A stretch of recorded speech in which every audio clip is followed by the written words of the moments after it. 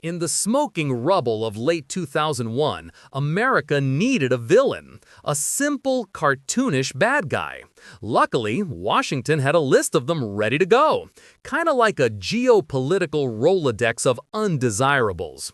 On January 29, 2002, George W. Bush gave his State of the Union address and introduced the world to the axis of evil: North Korea, Iran, and Iraq.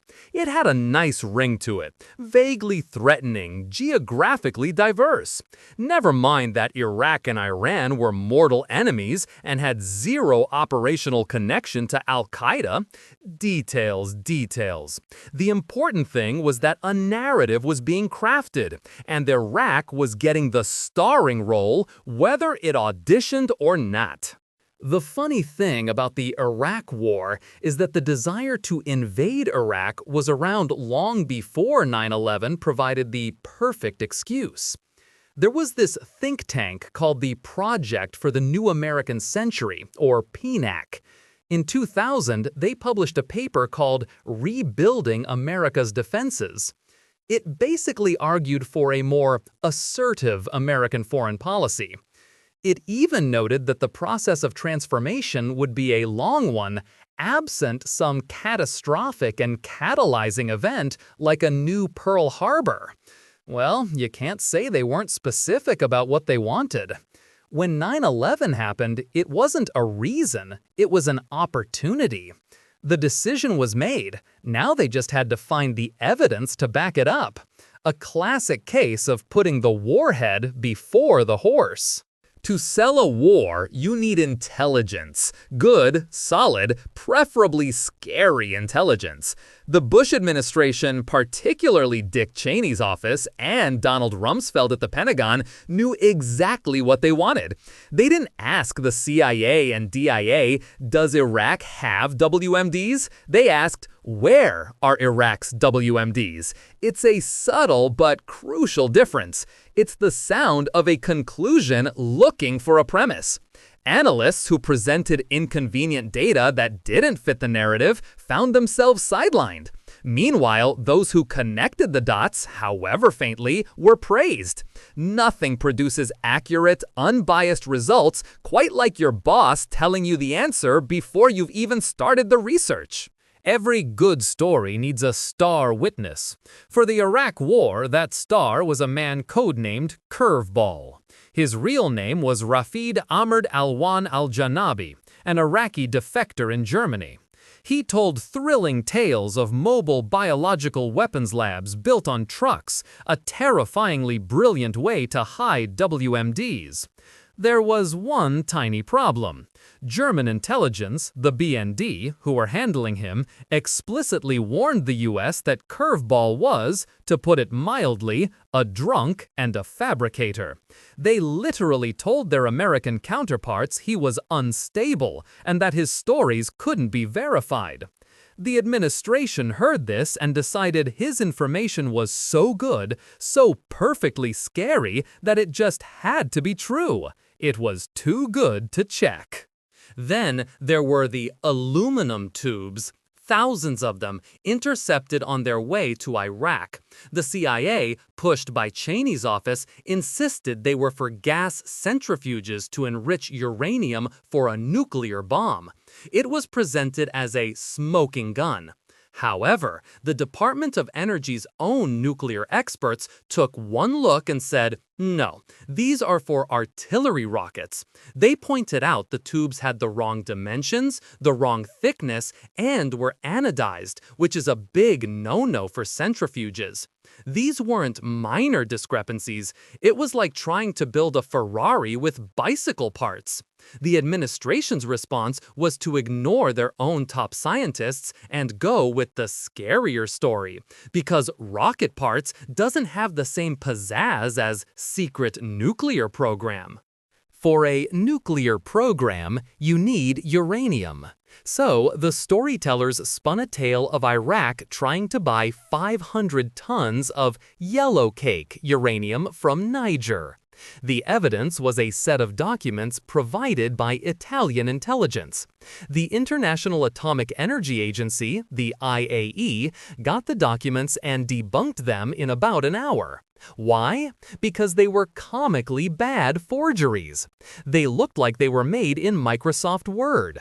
One letter was signed by a minister who had been out of office for over a decade. The letterhead was wrong.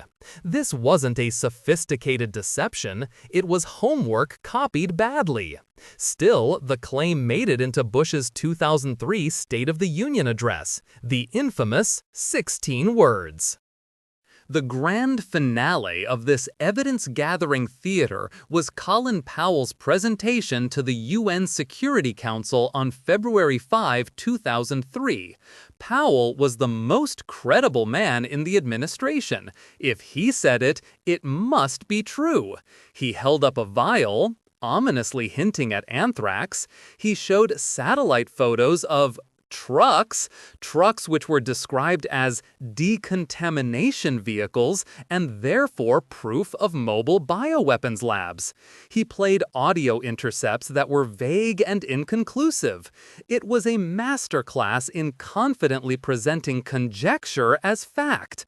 Powell himself later called it a blot on his record, which is a polite way of saying he was the respectable face sent out to sell a lemon to the entire world. The cornerstone of the public case was the October 2002 National Intelligence Estimate, the NIE. Its summary was terrifying, stating with high confidence that Iraq possessed chemical and biological weapons and was restarting its nuclear program. The problem was the full 90-page document. It was riddled with dissents and caveats.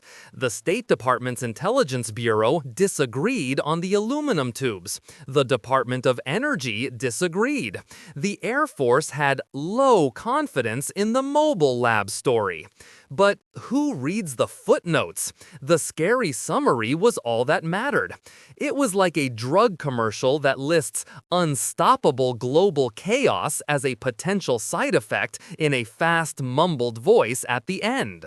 You might ask, where were the journalists, the watchdogs of democracy? For the most part, they were taking dictation. Major newspapers like the New York Times and the Washington Post ran front-page stories breathlessly repeating the administration's claims, often sourced to anonymous officials. Reporters who questioned the narrative were often seen as unpatriotic. Asking for a second source is apparently rude when freedom is on the line. Journalists like Judith Miller became conduits for leaks from the administration, turning speculation from Cheney's office into established fact on the front page. It wasn't journalism, it was stenography with a byline.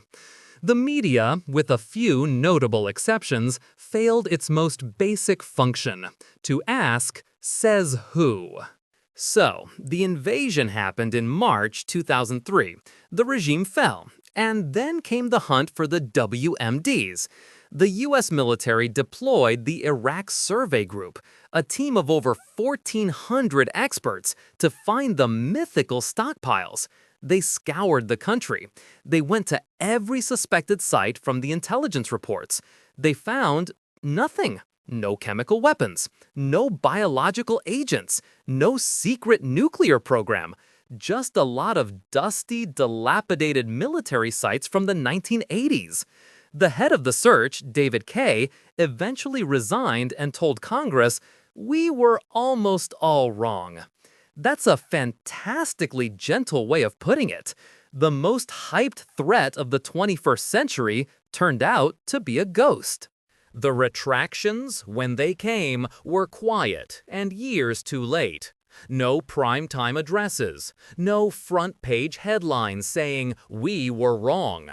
Instead, there were dense government reports, like the Rob Silberman Commission report in 2005. It concluded that the intelligence community was dead wrong in almost all of its pre-war judgments. A 2004 Senate Intelligence Committee report found the claims were overstated and not supported by the underlying intelligence. It's the political equivalent of breaking a priceless vase and then whispering, "whoops," into an empty room 3 years later. The consequences were already there, irreversible, and the apology was buried on page A17. And the legacy? Hundreds of thousands of lives lost, a region destabilized for a generation, trillions of dollars spent. The vacuum created by the invasion and the subsequent disbanding of the Iraqi army directly contributed to the rise of sectarian violence and, eventually, ISIS. The credibility of the United States on the world stage was shattered, perhaps permanently. The WMD lie wasn't just a mistake or a miscalculation, it was a cascade of confirmation bias, political pressure, and outright deception. A case study in how a powerful nation can convince itself of a reality that simply isn't there, and then export that delusion with bombs. It stands as a monumental warning about the catastrophic cost of believing what you want to be true. If you enjoyed this video, please like, comment, and subscribe to our channel for more historical insights. Thanks for watching, nerds!